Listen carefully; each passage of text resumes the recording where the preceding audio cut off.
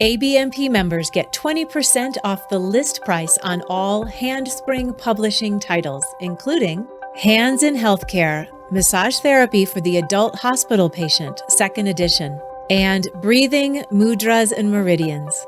Visit handspringpublishing.com to learn about these and other books. ABMP members visit abmp.com/discounts to access your discount code and save 20% on all list prices with free shipping to US and UK addresses. Find your next favorite book at handspringpublishing.com.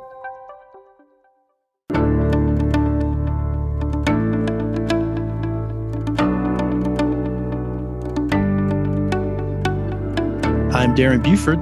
And I'm Kristen Coverly. And welcome to the ABMP podcast, a podcast where we speak with the massage and bodywork profession. Our guest today is Rachel Beider. Rachel is a globally recognized small business expert, best-selling author, and entrepreneur. She is the proud owner of Press Modern Massage, a group of award-winning massage studios in New York City. She is a New York licensed massage therapist and a board-certified NCB TMB continuing education provider. Her work has been published in Forbes, Huntington Post, and has been featured in Entrepreneur Magazine and the Wall Street Journal. She released her first book, A Beginner's Guide to Massage, called Press Here, in January 2019, and her second book, Massage MBA, Run Your Practice, Love Your Life, in 2021. She began her consulting practice by working with clients in the wellness field who depended on her expertise and skills to help grow their businesses. For more information about Rachel, visit wellnessbusinessconsulting.com. Hello, Rachel, and hello, Kristen. Hey, how's it going? Hello, we're so excited to have you here. Welcome to the ABMP podcast. We're going to jump right into your story because I think it's going to be really inspiring for our listeners. Your massage journey started really similarly to a lot of our stories. You fell in love with massage, you studied it, you started working for different employers, chiropractors, yoga studios, and a spa. When you were ready to jump out on your own and start your own practice, you found your space in a really unique way. Can you tell us a little bit more about how that all started for you? Yeah, absolutely. So, like many people, I got out of school and I didn't really know where I fit in. So I thought, I'm going to give myself sort of like a loose 5-year plan. And I make that in air quotes because, all the greatest plans, the best made plans, who knows? So right when I got out of school, I tried to initially actually work out of my apartment, which was like a multiple floor walk up. I had roommates. I was trying to work out of the living room and, you could smell last night's dinner and it was just maybe not the most professional situation. And I had been working for like a couple days a week at a spa that was like a very nice, but sort of, 50 minutes back to back, 6 sessions in a row, barely any time to change the table over, not really my favorite place. And then I also was trying to work at a yoga studio, which was a beautiful space, but often kind of like disorganized and dirty, which are like cardinal sins for me. And then I was working for a chiropractor, but again, like back to back sessions, cold paper sheets, kind of clinical, which I love hands-on clinical work, but I didn't love the pace of it. Didn't feel very relaxing. And I desperately wanted my own practice and I just didn't really know how to accomplish that. And then I started to think about, if there were opportunities in the neighborhood, because I couldn't afford to rent a space. I had debt from school. I didn't really have savings at the time. And I had gone from working as like a nanny and a waitress and a dog walker to now being licensed as a massage therapist. So I found a physical therapy studio in the neighborhood that I was living in. And I walked in, this was in like May. I walked in and I asked the owner if she would let me use the space. In exchange, I would give them 2 mornings a week of massage work for their patients. And I told her, look, your patients are more likely to come in for PT if they're getting free massage. And she kind of looked at me. I was 24 at the time. And she was like, kind of skeptical. She's like, let's try it for a month or 2, and I was over the moon because now I had a professional space in a beautiful office. I didn't have to pay for it. I was trading my time. And so, 8 hours of free work, if you're a massage therapist, you really have maybe 16, maybe 20 hours of hands-on time in a week. So I was already giving away a lot of work for free and I was still working at the spa. And I realized like, okay, if I'm working for free, I had better get clients in the door. So I was very, very driven to do that. So did you then turn the physical therapy clients who were coming in into your clients, or were you bringing outside clients or a mixture of both?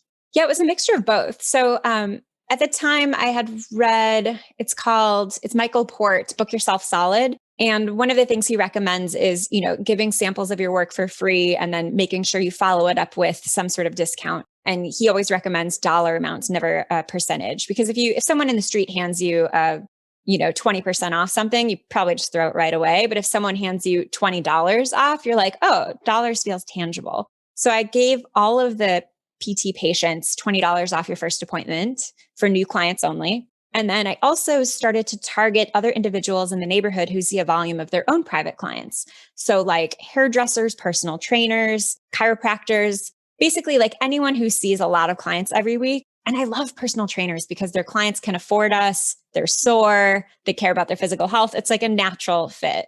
And so that summer I got like a ton of trades of like massage for haircuts and highlights and massage for training. And by August, I had 110 clients. And I had started May with maybe just like 10 clients who, let's be honest, were probably just friends, And so by the end of that summer, I was so busy that I was like, instead of free, can I like rent the room from you? And they said no, which kind of broke my heart because I really liked that space. But I was able to find a space 2 blocks south, which is still my current space, in a building that was like pretty close by. Did you maintain that relationship with the physical therapy studio? Okay. Yeah, a lot of the PTs were still coming to see me as my own clients. So that helps, again, like it's much easier to get to one person who can refer you dozens instead of just one of each at a time. And also the really important business tip of if you're changing locations, make sure your new location is still easily accessible to your current client base. Exactly. So I don't want to fast forward too much, Rachel. So tell me if I am. Where is where on the scale of time here do you then hire your first employee? Do a lot of things happen before that? And what's the tipping point that takes you in that direction? Yeah, so this is a funny one because I was really scared at the time. I was 24 when I started this, about 6 months out of school, having worked for other people for all of like 5 or 6 months. And I was very scared to leave my 2-day-a-week spa job, which was my quote, real job. And so when I rented the space, I found that I was spending what felt at the time like an exorbitant amount of money. It's 13 years ago, but for me, I was so broke that I was like, oh my God, this is so scary. Those 2 days a week that I'm at the spa, this sucks because the space is just empty. And I was like, if I could hire someone I know who I went to school with, who I love, to work out of that space those 2 days a week, then I would feel less bad about wasting the money where it's sitting empty. So I was doing this insane thing where I was showing up to the spa and going to work at my like day job and then texting her like, okay, you have a 3 o'clock, and then she was coming. This was like before, so long ago, like we didn't have the kind of robust online booking systems that we have now. So there's a lot of like pen and paper and texting and like, okay, confirmed, I've got it. And so I was able to bring on someone 2 days a week so that, I didn't feel bad about the space being empty. And then I was essentially like doubling my income at the time, not my whole income, but my income for the day because I was being paid by the spa and then I was getting paid from her work as well. And that was great because it allowed her to like dip her toe in my business, start getting regulars. It took some pressure off of me to pay for the space. And then I think I hired even my second employee out of there. Basically, I realized if you split the day in half, you could have someone working in the morning and someone else working in the afternoon. And because nobody really wants to work, from 10 a.m. to 10 p.m. 7 days a week, like that's not tenable. But you can have 14 shifts out of one treatment room, and so I brought on the second person and like I was taking the morning and she was taking the evening, and we were just sort of like dividing up the day. And eventually a space just down the hallway became available that was like 3 times or 4 times the space, the one little room. And I knew I could build it into 3 rooms with a reception. And I had been reading Suze Orman at the time. She has this book called Young, Fabulous, and Broke. And she said, look, if you're starting a business, I give you permission to spend as much as you could pay back within a year with what you're currently doing. That's how much debt you're allowed to get into. Because at the time I was like, oh my gosh, build out is going to cost more than I can afford. Should I finance it? I'm not taking loans. I don't have investors. Like this is just me. And I knew, okay, she says, only get yourself into the amount of debt you could pay off in a year. I knew waitressing, I could probably swing about $1,000 a month between my other jobs, which would still be a stretch. But I did it. I spent about $12K to maxed out 2 credit cards, 0% interest for a year. I don't recommend doing that, but I did it. And I had 3 treatment rooms. And then I rented one permanently to an acupuncturist, and then I used the other two with a morning and evening shift. And that's how my studio got started, like in earnest. Can I back up just at the beginning? When you hired that first or second employee, were they taking on your additional clients, or were they now responsible for bringing in their own, or did they have clientele? No, it was mine. Yeah, it was my clients. Okay. And how was the conversation with your clientele when you're handing them off from you to them? Yeah. So, it's whenever you hire someone, it is 100% your responsibility to sell those clients on those people. And, it was a really easy conversation because they were taking over times that I wasn't available. And it was just like, look, I can never come in on a Tuesday. I'm at my other job. However, if you'd like to see someone else on a Tuesday, she's amazing. She's wonderful. Clients are loving her. She gives me massages and they're like, oh, okay. And also do your due diligence. Don't hire someone who isn't phenomenal. Make sure that they're well representing you and that you feel comfortable, promoting them. And then you're beholden to making sure that your clients understand how amazing they are. And this is something that I see a lot with therapists where they're really scared of it's two specific things. It's if I hire someone, what if my clients hate them and then I have bad reviews? But the bigger fear is what if my clients love them? Oh no. Oh no, what does that mean? Are they going to steal everyone? Are they not going to come to me? And the best case scenario is that your clients love them. That's what you actually want. You want to establish those relationships. We're seeing 300 appointments a week. Do you think I could do that with my own two hands? No, absolutely not. Absolutely not. So it's worth it. Yeah, I'm going to jump in with two things. First of all, congratulations, because at so many points where we are in your journey so far, you have had critical moments where it would have been so easy to not do the next thing because it's very scary. So congratulations, you really had a lot of courage all throughout these first steps. And I know it gets bigger after this. And then secondly, absolutely. I love that you brought up the idea of letting go of holding on to the clients that you have, because by letting go, you really are able to jump into that growth mindset and allow for what's next, right? Yeah, absolutely. Though I'll say, to be honest, everything's rosy in hindsight. And it's not to say that I wasn't absolutely terrified and didn't cry every step of the way and worry about every possible thing. And even, it's not that I started my practice from this great joy of starting a business. It's that I really hated working for other people. I'm pretty unemployable. I'm not very good at managing up. If I don't like the way something's done, I'm often really vocal about it. And at the spa, I was not happy with, the oils we were using. I was like, could we get something more organic or at least filled with less chemicals? And could we please change up the playlist? I will make one for you. There were just so many little things. And I'm like, I didn't like the way that any of the businesses I was working for were being run. None of them were owned by massage therapists, and none of them were really set up in a therapist-centric way. And so I knew if I'm going to work for myself, here are the things that I want to be different and see differently. And here are the things that I will never do to someone else if I hire other people, because I just had such bad experiences feeling like I was being exploited or like a bystander in my career. And I just never wanted anyone else to sort of go through that. Let's take a short break to hear a word from our sponsors. Anatomy Trains is delighted to invite you to our in-person fascial dissection workshop, May 30th through June 3rd, 2022. We're excited to be back in the lab with Anatomy Trains author Tom Myers and master dissector Todd Garcia in Todd's Laboratory of Anatomical Enlightenment in Boulder, Colorado.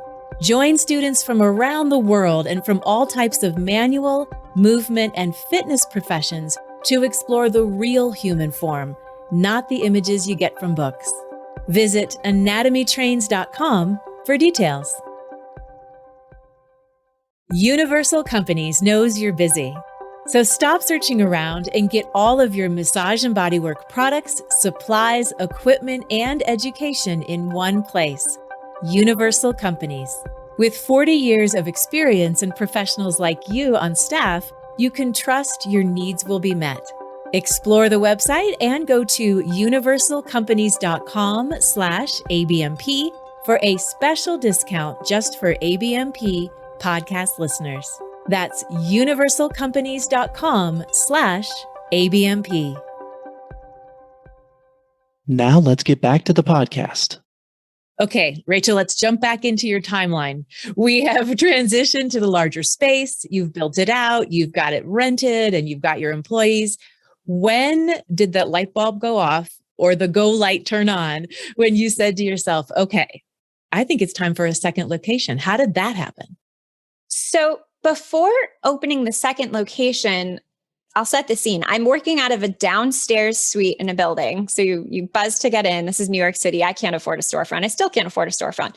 You buzz to get in, and then you walk down the stairs, and we have 3 little rooms.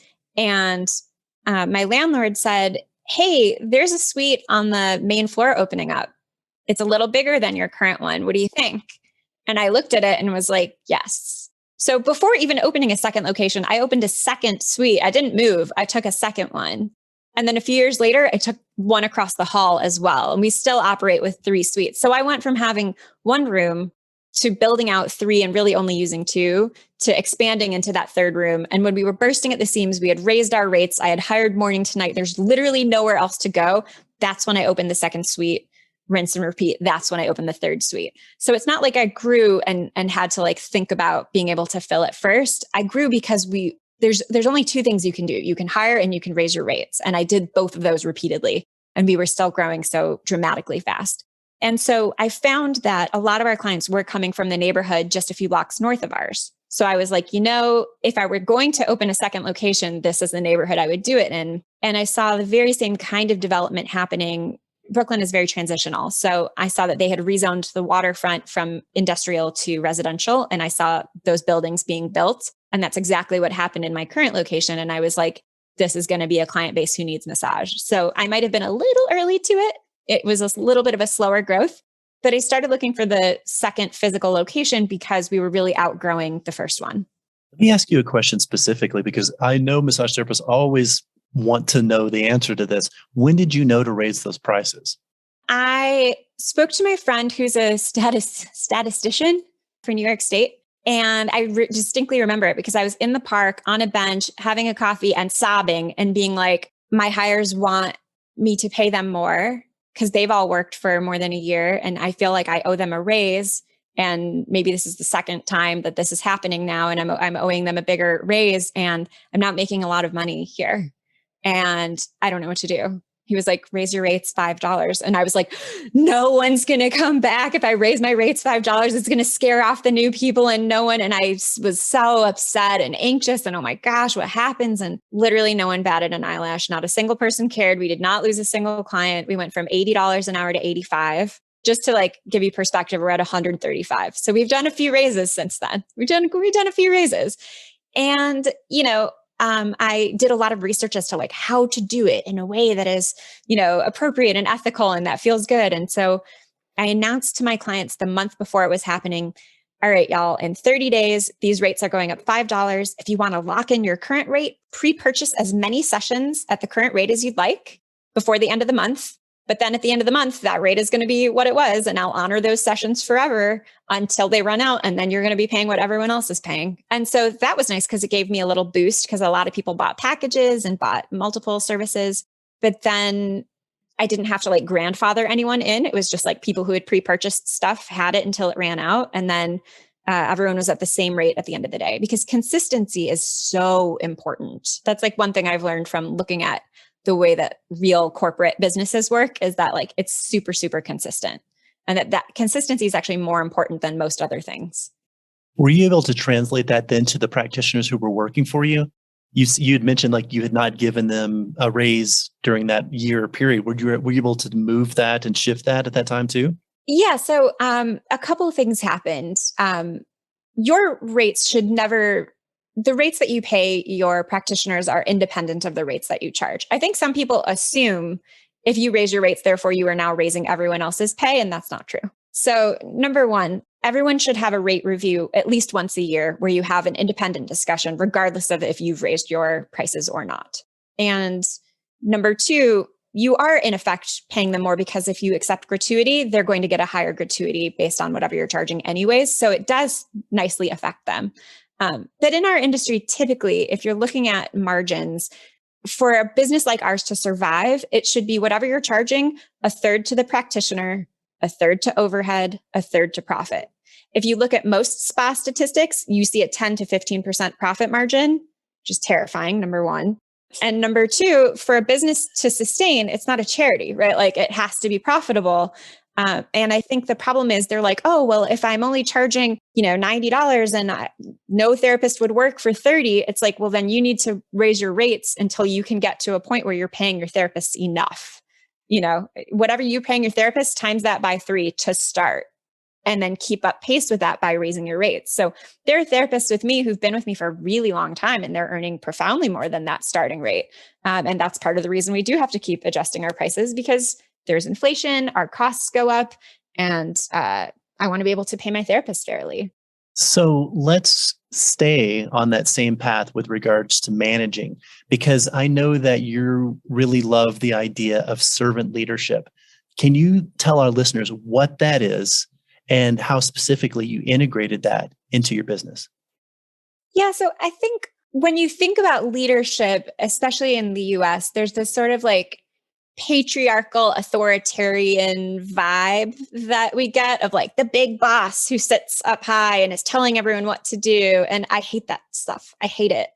I'm not a big authority person. Like, I just hate it. I didn't like working for people who behaved that way. I didn't feel respected by people who were behaving that way. It didn't really suit me. I'm kind of a nurturing person. I'm kind of and I work with sweethearts. I work with nurturing people. Massage therapists are sweet, lovely people. And I find that over the years, there's this model of servant leadership that's really exciting to me, because basically my job as the leader of the company, and anyone who's in a position where they're overseeing other people, our only job is to make sure that every single person in the company has exactly what they need to succeed and thrive in their position.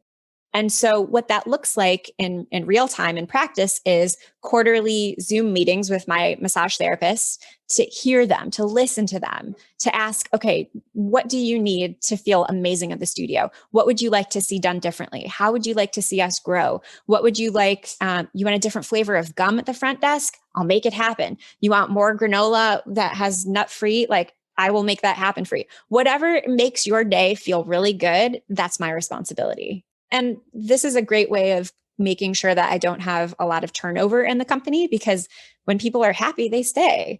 It makes sure that my clients are happy, because if the therapists aren't happy, it doesn't bode well for the type of service they're doing.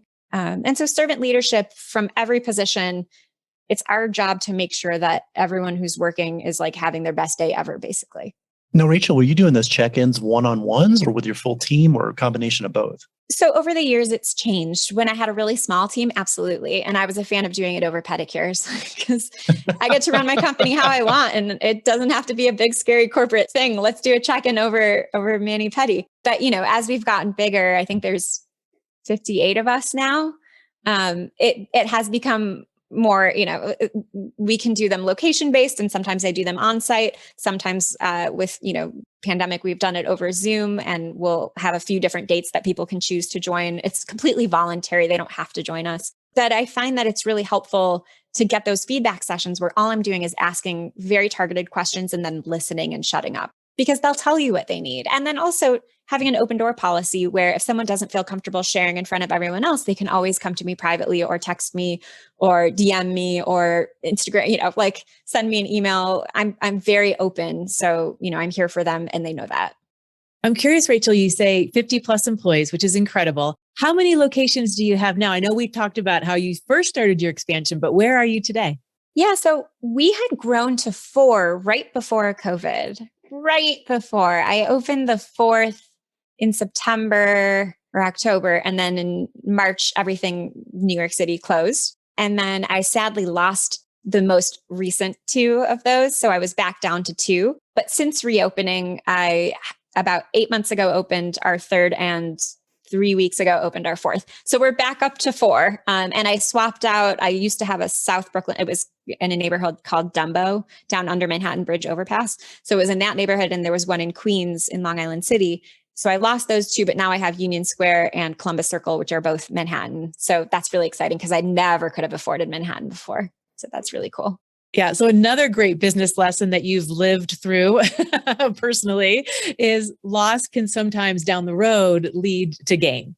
Yeah. Well, it's like anytime something like that happens, I think it's helpful to put yourself in the headspace of, okay, well, what's great about this? Or where's the good in this? And, when you're saying goodbye to studios that you just freaking built, it's painful and it's horrible.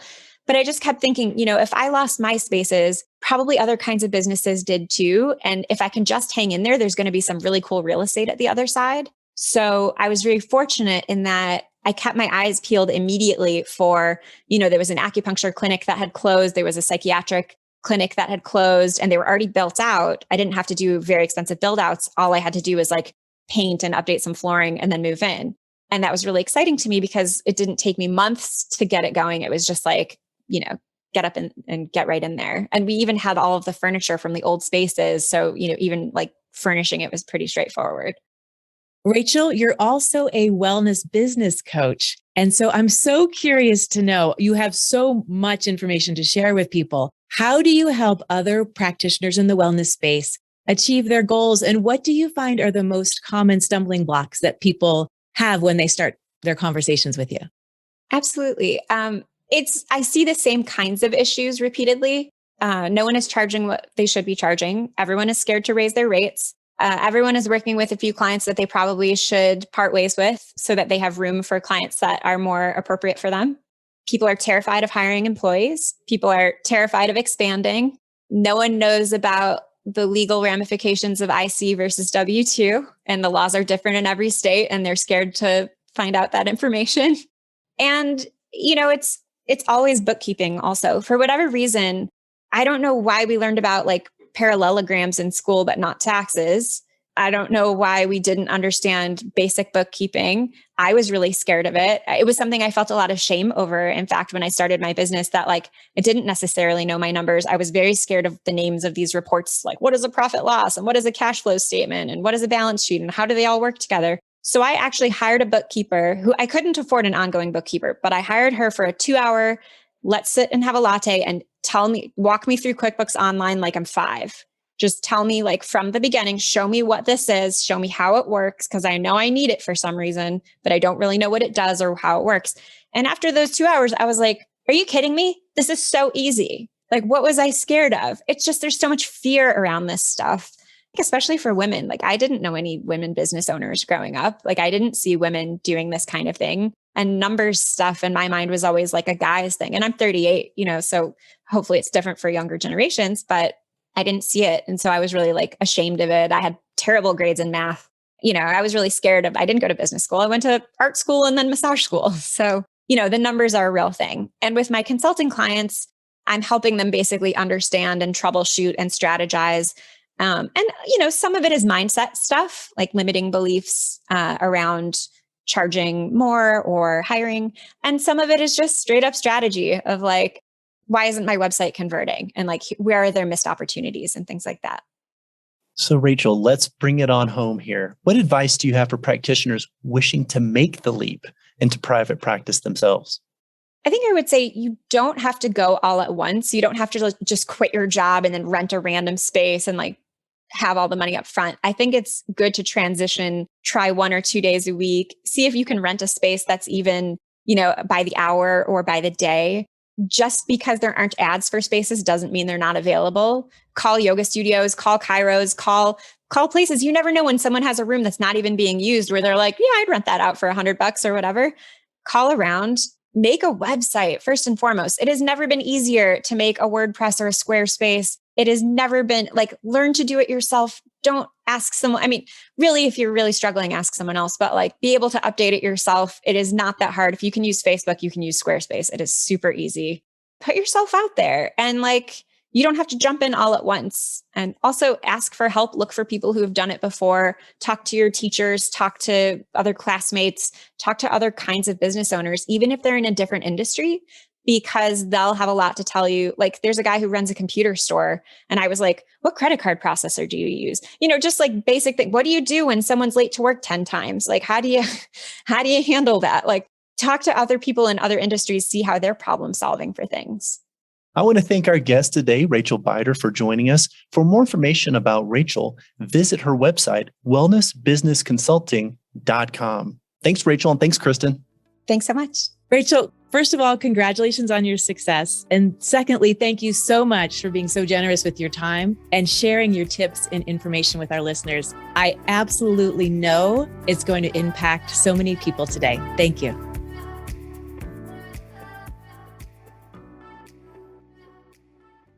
Join us at the free ABMP CE Summit on Monday, March 21st. This one-day online conference focuses on fascia and takes learners on a journey from understanding fascia, what it looks like, its role in the body in different types, to working with it using multiple modalities and techniques. Instructors include keynote presenter Dr. Robert Schleip and CE course instructors Rochelle Clausen, Allison Denny, Joy Edwards, Gil Headley, David Lazondak, Whitney Lowe, Till Luca, and Kathy Ryan. This event and 4 hours of CE is free for everyone in the profession. Visit abmp.com/summit to learn more